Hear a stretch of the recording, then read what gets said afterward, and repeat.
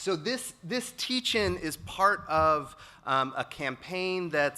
the Zinn Education Project started a year or two ago called the Teach Reconstruction Campaign. And one of the things that we noticed when we were going through the kind of most of the corporate textbooks that are out there is that although they no longer kind of parrot the racist Dunning School interpretation of Reconstruction, they still have a narrative that mostly focuses on white people and focuses on people at mostly at the top of society.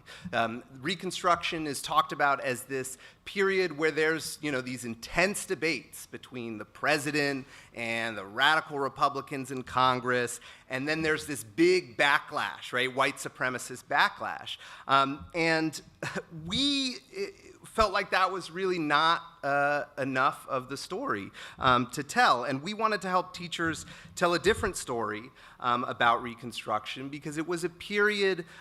where black people fought and organized to define the meaning of freedom, a period where there was real black political power in the South, a period where despite all sorts of racist violence, black lives, black actions, black ideas mattered and really determined the course of the nation for a short time. And so we wanted to provide teachers with more